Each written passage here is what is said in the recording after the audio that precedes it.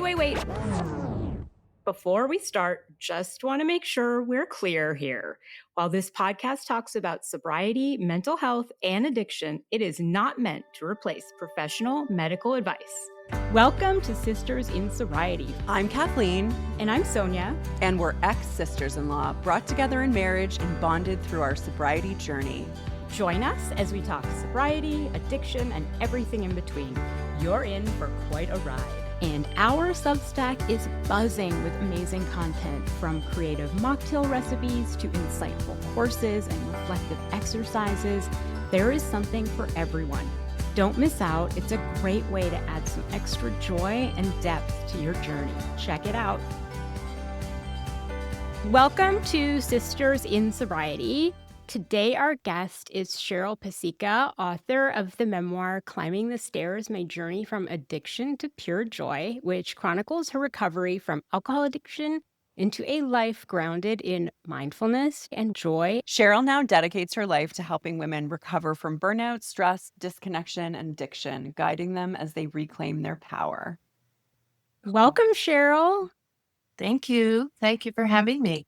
Well, thanks for being here. So let's start with your story. Can you share a little bit about your background and what role alcohol played in your life early on?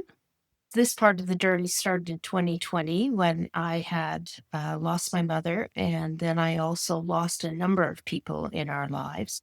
And it reminded me how short life is and that I wasn't really living this life of joy.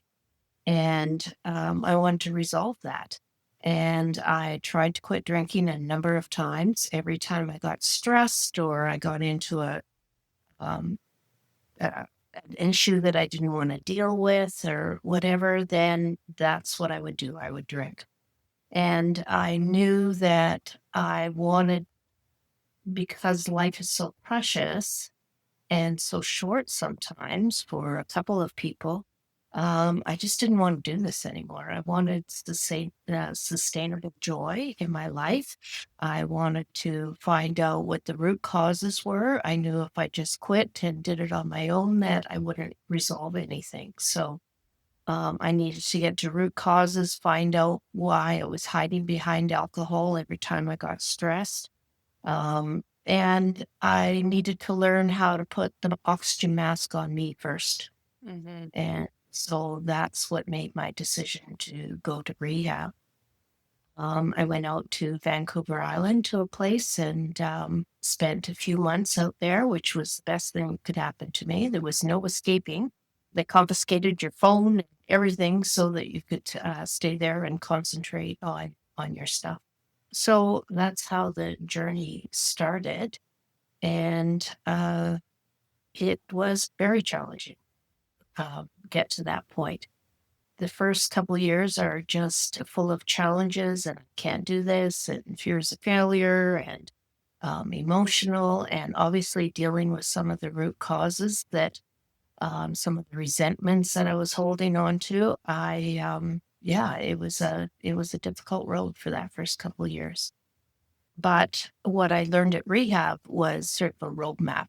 And in the book, I write about various things that you can try to do, but I think you have to find your own road, what works for you. Gabor Mate said something about, well, you can take 2 steps, you can take 12 steps, you can take no steps, etc., but you have to find the path that works for you. Mm-hmm. Yeah. So that's what I learned at rehab. And for the first couple of years of going to meetings and talking to people and doing all the things, doing yoga and, working on my emotional well-being, I guess, that it was tough at times. And yes, you want to give up sometimes, but perseverance. I was just determined that I wasn't going to waste the rest of my life in a bottle. In those early days of sobriety, what sort of fears came up for you and how did you move through them? Part of the fear was I had gone to rehab and people knew I went to rehab, and what if I didn't do it? What if I failed? What would I say then? Oh yeah, I tried that, but it didn't work. Or I'd have to go further into the cocoon. So that was fearful.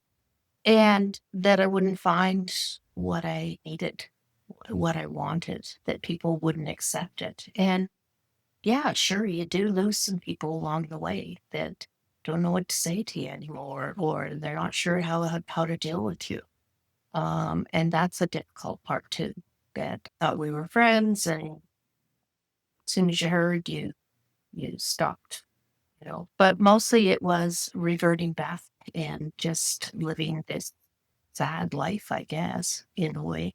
And had you tried, Cheryl, to moderate before or cut back? And Yeah. what felt different this time? What helped it stick? Was it the rehab? Was it I know I always say my sobriety is like 50% based in fear. Like it really is. Like I'm afraid Yeah. of drinking again. So yeah, what made it stick this time, and had you tried before?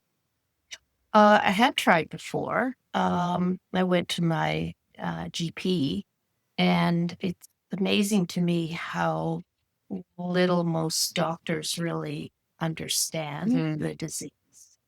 I didn't understand the disease until I started to learn about it more. Um, and I remember him saying to me, "Well, how many drinks do you have a day?" "Oh, okay. Well, just have one less this week, and then the following week two less, and then eventually you just won't be drinking." Well, it's far beyond that. It's far beyond that. When you run into an issue, or something goes wrong in your life, or someone passes, or you get upset about something, and that's you're just the heck with it. I'm just gonna have a drink. And I was very fearful of that. And I take my sobriety really seriously, and it's my focus every day. And that wasn't something I was used to, of focusing on me.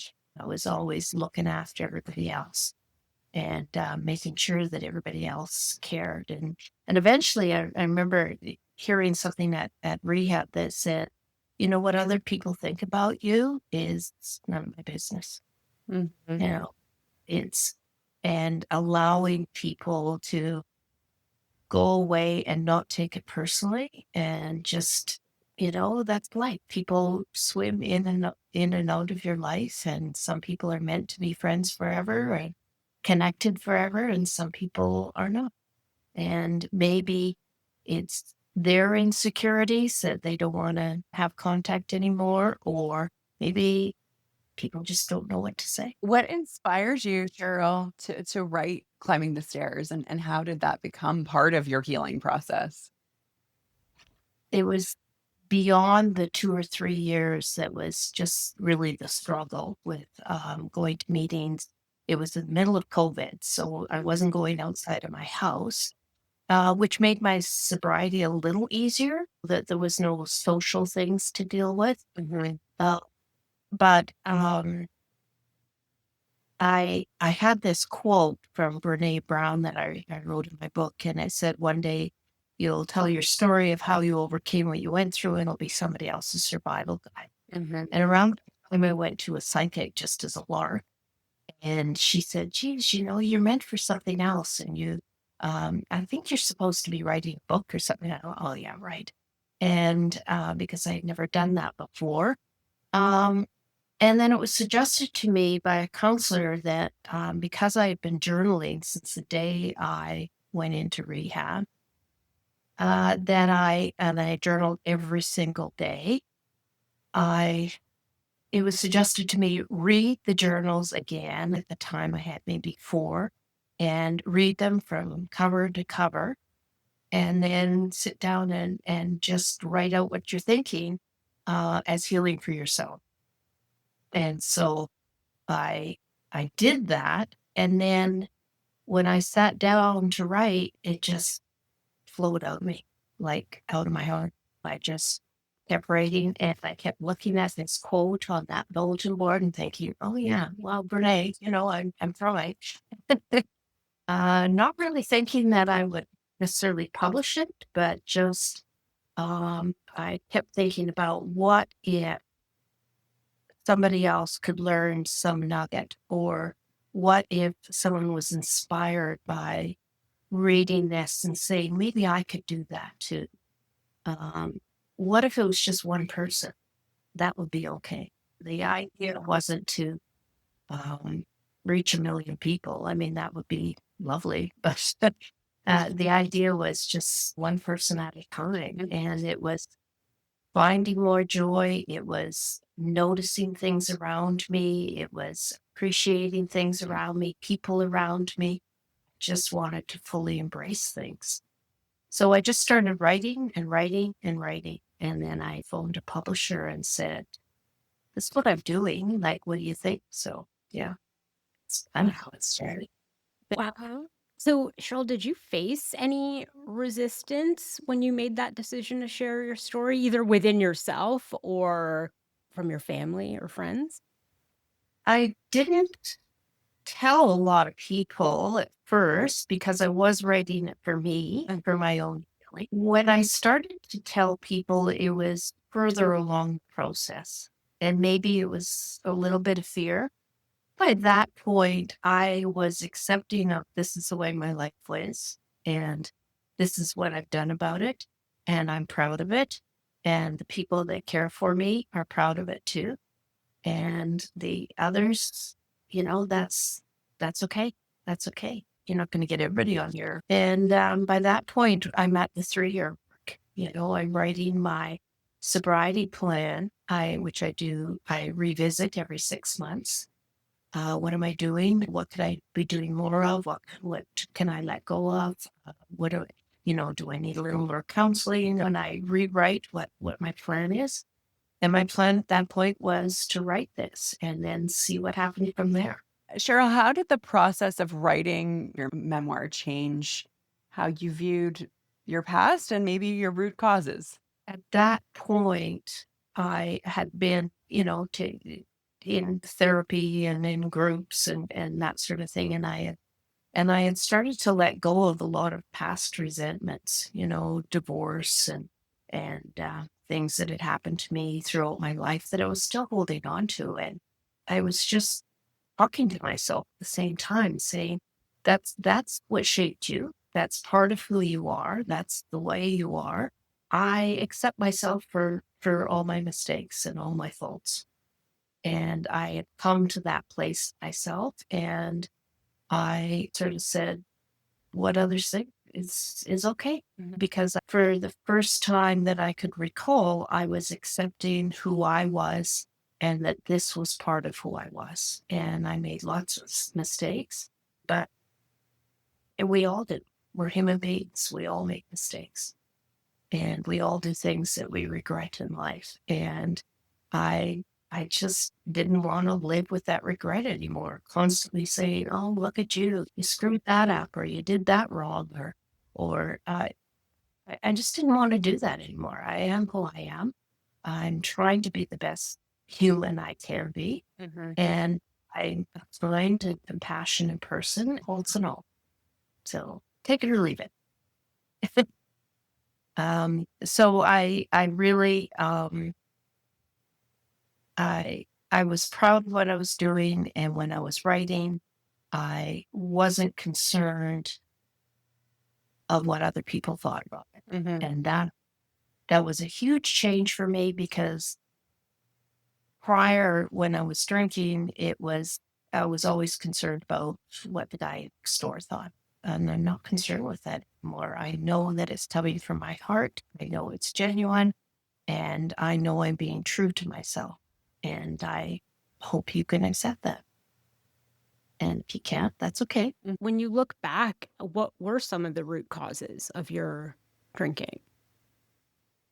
Uh, Part of it was just self-esteem things, secrets, things that had happened to me in my earlier years that I no longer shared with people. I was ashamed of things that had happened and feeling that it was my fault.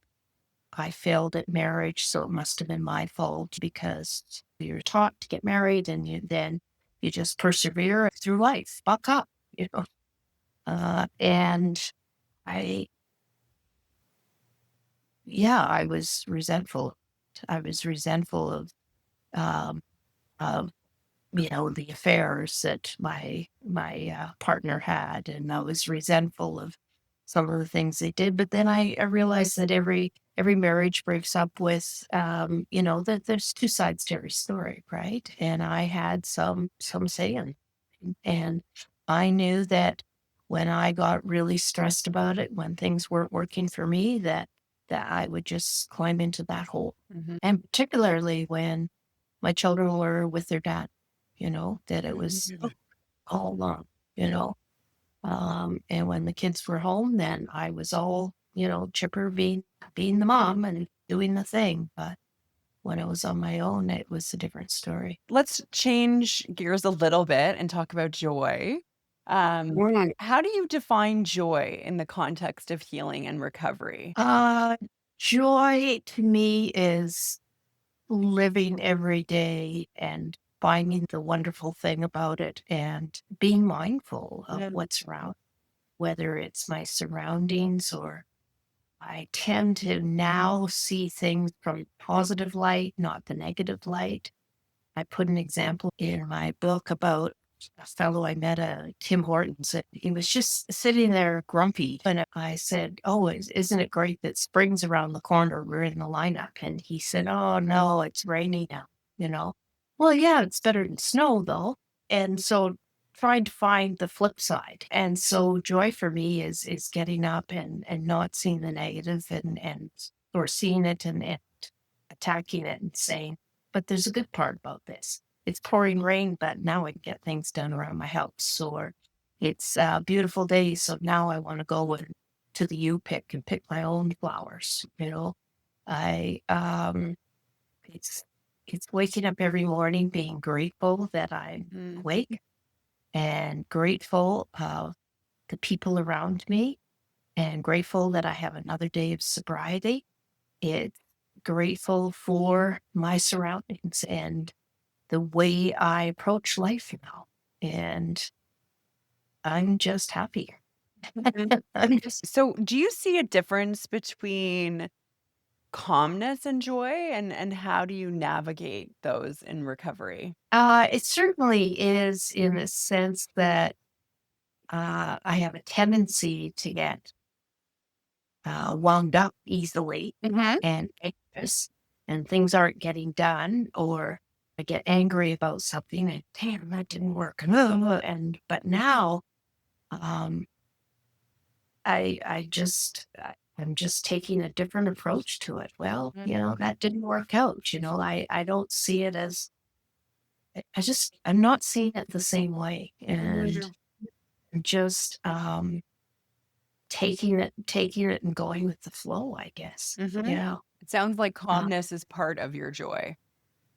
it is. It is. I get up in the morning and first thing I do is get up and I journal and what are the plans for the day, and I can hardly wait to go for a walk, or I'm just looking um for joyful things and positive energy. Mhm. And that was one of the things I had to let go of is not wanting that negative energy around me anymore. I don't want to hear the woe is me, and we all have bad days. I get that.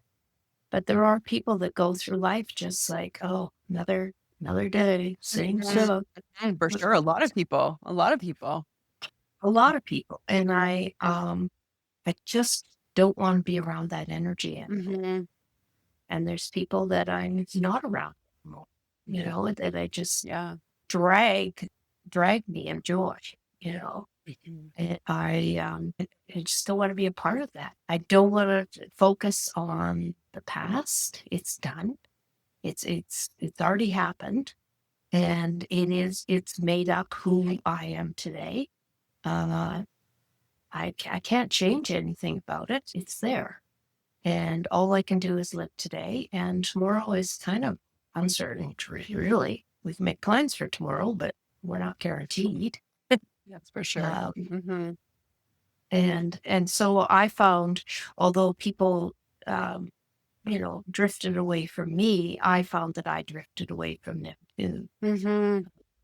as I was on this journey of maintaining my sobriety, not allowing myself to get in that negative hole, which obviously alcohol makes it even worse. And I just didn't want to do that anymore. Mhm. And um, and there are times. I mean, I'm not taking away from the roadmap.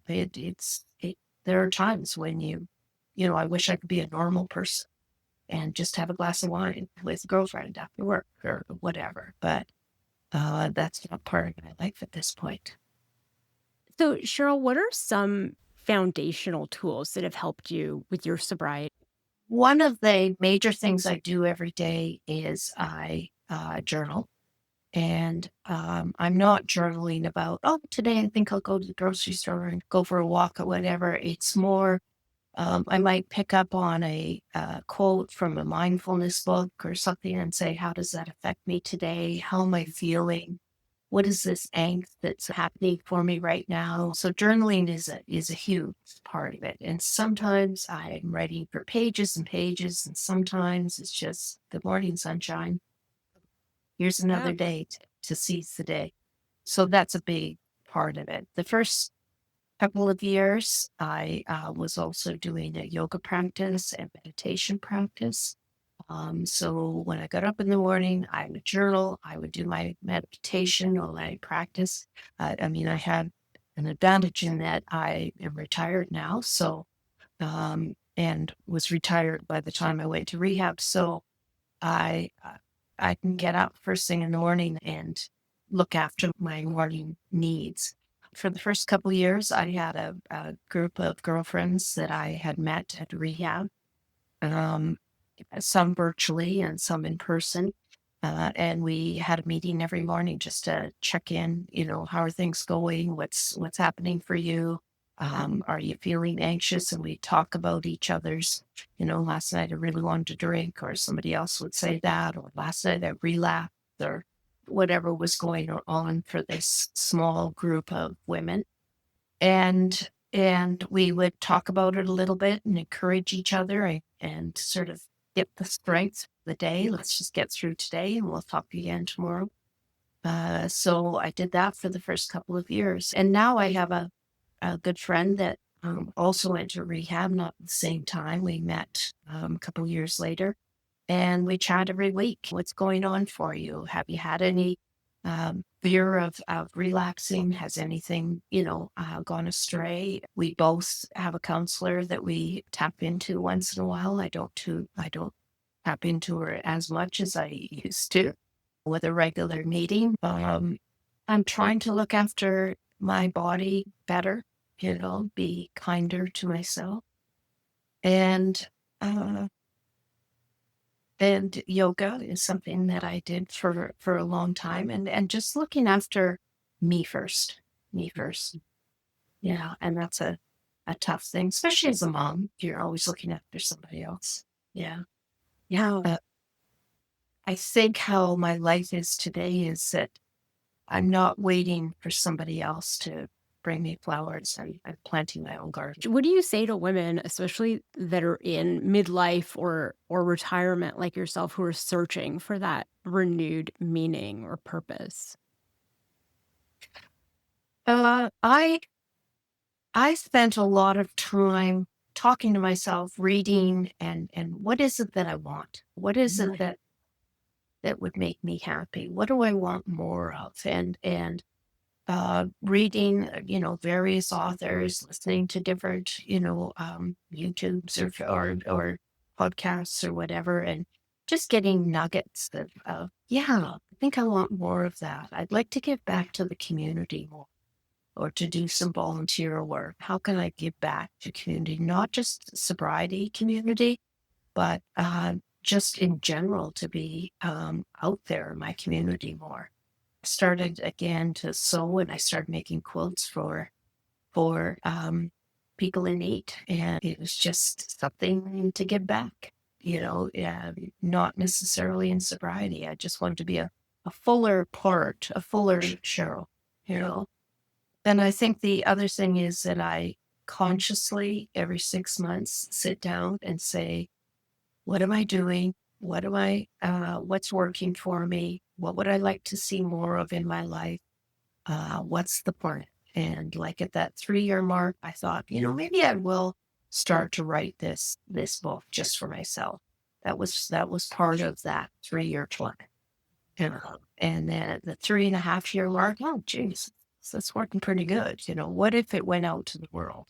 And so every 6 months, I revisit that and make sure that I'm not losing touch with or not pretending. What am I pretending not to know? Sometimes people that go to rehab or quit drinking, then they replace with something else, another addiction, or oh, I don't drink anymore. I just go gambling, or Mhm.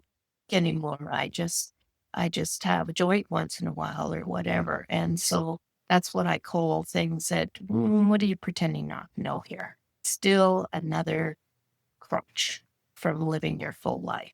And um, so sometimes I have to remind myself, right? I've let go of a lot of resentments that just don't go through my mind anymore. I'm not beating myself up for mistakes that I made 20 years ago. And so when people are still using that crutch, in my case, it would mean I'm still struggling, right? With something, which is usually for me, self-esteem, self-worth, self-judgment. What's your approach when you start feeling those feelings? When I feel like I'm starting to put myself down a little bit. Mhm. Mhm. You still do I that. Yeah, and so, I tend to write, and, Mhm. so that's when I get out my journal and what's happening, what am I feeling, why do I feel that way, what's really going on? Okay, I'm not hiding behind this anymore, but why am I substituting it with this? And Right. I'll write all that out to myself and reread that, and one of the things I used to do, and I still do occasionally, is go back in my journals to another struggle. And because I would have written about the struggle, and I would have written about, oh, I feel better about this now because I realize that this is what I'm doing. I'm doing a substitute here. So rereading the journals is a huge healing thing for me. And I I know when some of those struggles were, and so I pull out one of those 8 journals and I find where I struggled before. One of the really great healing things is to read that first journal where I'm right in rehab, and I am right in the crux of it. I don't want to do this.